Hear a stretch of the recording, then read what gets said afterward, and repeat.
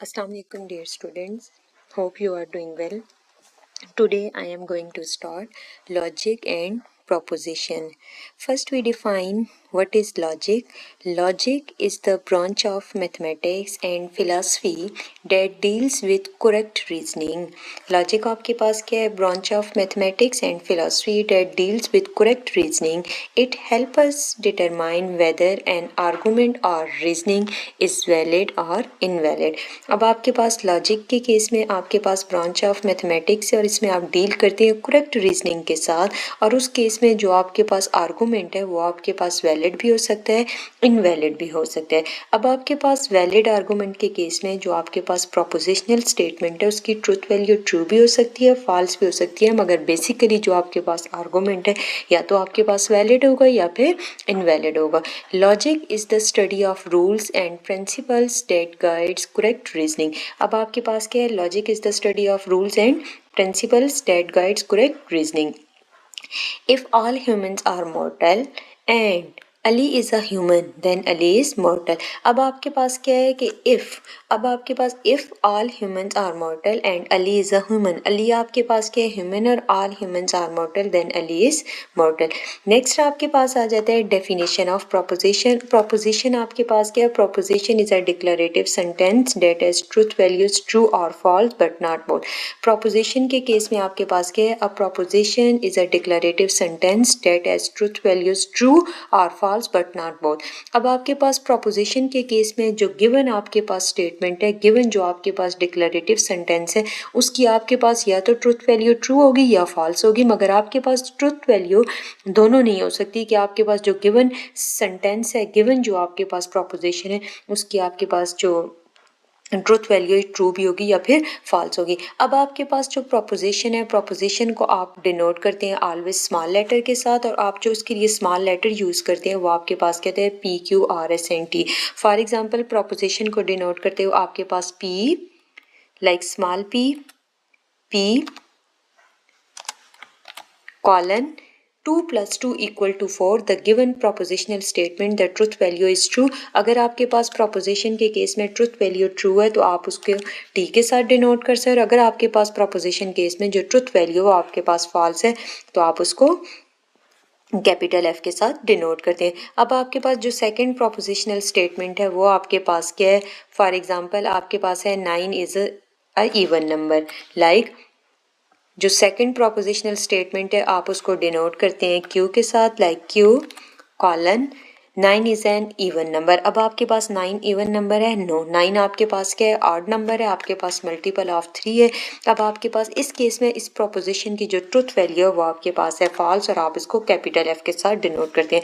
Next आपके पास जो prepositional statement है आप उसको स्मॉल लेटर के साथ डिनोट करते हैं, लाइक ऑल्ट इक्वल टू, आपके पास इसके लिए स्मॉल आर यूज़ करते हैं और कॉलन, और वो आपके पास क्या है? Lahore is a city of Pakistan. ये जो आपके पास प्रोपोजिशनल स्टेटमेंट है इसकी ट्रूथ वैल्यू आपके पास ट्रू है, आप इसको कैपिटल T के साथ डिनोट करते हैं। नेक्स्ट आपके पास कुछ डायरेक्ट आपके पास प्रोपोजिशन, कुछ डायरेक्ट सेंटेंस होते हैं, आपके पास उन सेंटेंस का मीनिंग तो होगा मगर वो आपके पास प्रोपोजिशन नहीं होंगी।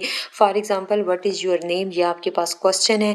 अब आपके पास close the door, open the door, like shut the door, what is your name, ये आपके पास क्वेश्चन है। अब आपके पास कुछ केसेस में आपके पास लाइक डिमांड की जा रही थी, लाइक कुछ केसेस में आप क्वेश्चन कर रहे होंगे, कुछ में आप डिमांड कर रहे होंगे, कुछ में आप कमांड दे रहे होंगे, ईट दिस एप्पल। इस केस में आप डायरेक्ट ऑर्डर कर रहे हैं, और यहाँ पर आपके पास ये जो स्टेटमेंट है ये भी प्रोपोजिशन ही है, x + 3 = 7। इस केस में जो x है उसकी वैल्यू आपके पास, ये जो प्रोपोजिशन है ये आपके पास डिपेंड कर रही है ऑन x के ऊपर। अगर आपके पास x की वैल्यू डिफाइन हो फॉर एग्जांपल, तो आपके पास इस केस में डिफाइन हो सकता है 4 + 3 = 7। तो ये आपके पास एक डिक्लेरेटिव सेंटेंस है that has definite truth value true और फॉल्स। यहाँ पर इस ये जो सेंटेंस है लाइक x + 3 = 7, इस केस में ये जो वैल्यू ये डिपेंड कर रही है x के ऊपर।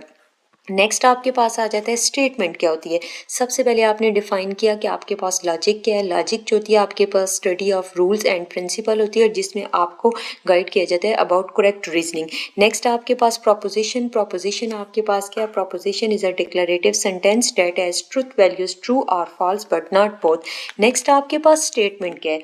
अ statement is any meaningful sentence that conveys information. Statement आपके पास क्या है? ऐसा मीनिंगफुल सेंटेंस है जो आपको इंफॉर्मेशन कन्वे करता है। It may or may not have a truth value.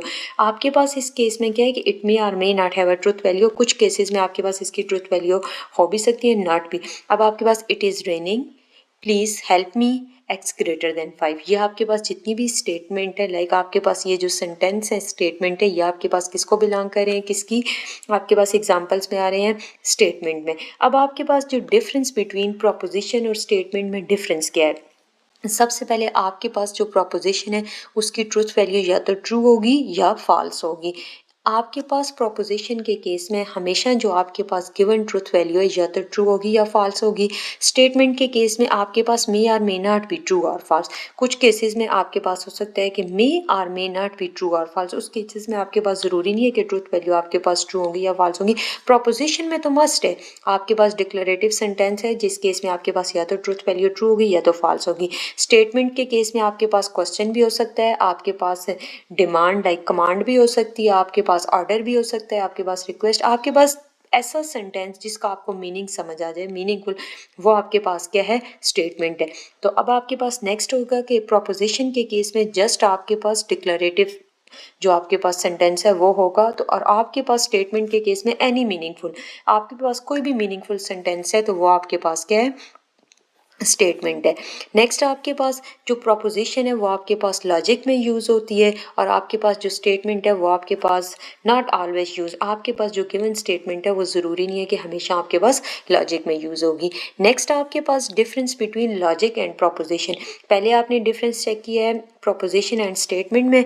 Next आपके पास क्या डिफरेंस है बिटवीन लॉजिक एंड प्रोपोजिशन। अब आपके पास प्रोपोजिशन के केस में जो गिवन सेंटेंस है उसकी हमेशा से ट्रुथ वैल्यू होगी, या तो वो ट्रुथ वैल्यू ट्रू होगी या फॉल्स होगी।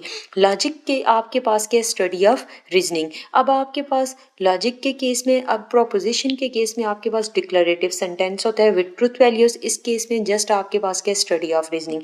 अब आपके पास जो सेकंड फीचर है वो आप ट्रुथ वैल्यू को डिफाइन कर रहे होते हैं। लॉजिक के केस में आपके पास कोई ट्रुथ वैल्यू नहीं होती।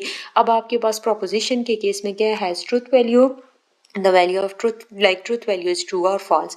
नेक्स्ट आपके पास इसका रोल क्या है? Framework of reasoning. और इस केस में ये आपके पास क्या आ जाता है? Basic unit of logic. अब आपके पास क्या है कि logic is the study of correct reasoning while proposition are the basic element. Proposition आपके पास बेसिक एलिमेंट है जो आपके पास यूज होता है लॉजिक में, और प्रोपोजिशन आपके पास क्या है? डिक्लेरेटिव सेंटेंस है that has truth values true और फॉल्स बट नॉट बोथ। अब आपके पास जो हर प्रोपोजिशन है वो स्टेटमेंट होगी। आपके पास every proposition is a statement. Statement के केस में आपके पास मीनिंगफुल सेंटेंस होना चाहिए। आपके पास हर प्रोपोजिशन जो होगी वो स्टेटमेंट होगी but not every statement. Her statement आपके पास प्रोपोजिशन नहीं होगी। और आपने इस केस को याद रखना है कि जो आपके पास ट्रुथ टेबल आता है, फॉर एग्जांपल अगर आपके पास number of propositional truth value just P है, आपके पास इस केस में अगर आप इसको ग्राफिकली ड्रॉ करते हैं या आप इसको चेक करते हैं कि अगर आपके पास जो प्रोपोजिशनल ट्रुथ वैल्यू है, लाइक आपके पास पी प्रोपोजिशन गिवन है 2 + 2 = 4, आपके पास जस्ट सिंगल प्रोपोजिशन गिवन है, तो इस केस में जो आपके पास ट्रुथ टेबल होगा उसमें या तो आपके पास ट्रुथ वैल्यू ट्रू होगी या फॉल्स होगी। तो जब भी आप इसका ट्रुथ टेबल ड्रॉ करेंगे आपको पता होना चाहिए अगर आपके पास सिंगल प्रोपोजिशन है तो उस केस में नंबर ऑफ रोज आएंगी 2, उसमें हमेशा आपके पास जो फर्स्ट वैल्यू होगी वो ट्रू होगी, सेकंड फॉल्स होगी। अब आपके पास अगर नंबर ऑफ प्रोपोजिशन आपके पास 2 गिवन है लाइक पी एंड क्यू, उस केस में आप इसके लिए जो पावर सेट का फॉर्मूला है वो यूज करेंगे 2n = 2 = 4। इस केस में जो आपके पास नंबर ऑफ रोज आएंगी ट्रुथ टेबल में वो आपके पास क्या होंगी? 4 होंगी। जो आपके पास ट्रुथ टेबल का फर्स्ट कॉलम आएगा, like P and Q 2 proposition given है, तो आपके पास सबसे पहले जो टोटल नंबर ऑफ रोज आएंगी वो आपके पास आएंगी 4 आएंगी। अब आपके पास जो टोटल नंबर ऑफ रोज आएंगी वो आपके पास 4 आएंगी, और 4 के केस में आपके पास क्या होगा? या जो आपके पास 4 को आप इक्वल पार्ट में स्प्लिट करेंगे, उस केस में जो पहली 2 ट्रुथ वैल्यू होंगी वो ट्रू होंगी, जो दूसरी 2 होंगी वो फॉल्स होंगी। या आपके पास जो पी कॉलम होगा उसमें टोटल नंबर ऑफ रोज जो होंगी वो 4 होंगी और पहली 2 ट्रुथ वैल्यू ट्रू होंगी, दूसरी 2 फॉल्स होंगी। फिर आपके पास सबसे पहले 4 को आपने इक्वल पार्ट में स्प्लिट किया लाइक 2 2, फिर आप उस 2 को अगेन इक्वल डिजिट में स्प्लिट करेंगे लाइक इक्वल इंटीजर में आप उसको करते हैं होल नंबर की फॉर्म में। लाइक पहले आपके पास 4 था तो आपने इक्वल पार्ट में in the form of fraction decimal में आपने उस डिजिट को आपने स्प्लिट नहीं करना। 2 2 में किया तो पहली 2 ट्रुथ वैल्यू ट्रू थी, दूसरी 2 फॉल्स थी। जो आपके पास सेकंड कॉलम आएगा उसमें नंबर ऑफ रोज तो 4 होंगी, आपके पास जो 2 था उसको आपने अगेन इक्वल पार्ट में स्प्लिट किया तो आपके 1 1 आ गया। पहली ट्रुथ वैल्यू ट्रू होगी, दूसरी फॉल्स होगी, अगेन आपके पास पहली ट्रुथ वैल्यू ट्रू होगी, दूसरी फॉल्स होगी। तो इस केस में प्रोपोजिशन के केस में आपके पास मस्ट है कि आप ट्रुथ टेबल ऐड करते हैं और ट्रुथ टेबल के केस में आप डिफरेंट कनेक्टिविटीज़ यूज़ करते हैं। वो 1 बाय 1 में स्टडी आपके लिए इसके लिए लेक्चर प्रॉपर नोट करके फिर आपके साथ शेयर करूंगी कि आपके पास जो प्रोपोजिशन है उसमें आपके पास नेगेशन स्टेटमेंट में आपके पास नेगेशन कैसे किसी गिवन प्रोपोजिशन का लेते हैं, फिर आपके पास एक से ज़्यादा प्रोपोजिशन हो उसको आप कनेक्ट कैसे करते हैं, फिर डिफरेंट कनेक्टिविटीज़ आप स्टडी करेंगे, फिर आपके पास आर्गूमेंट क्या है, प्रोपोजिशनल फंक्शन क्या है, ये सारी चीज़ें हम लोग 1 बाय 1 स्टडी करेंगे। Thank you so much.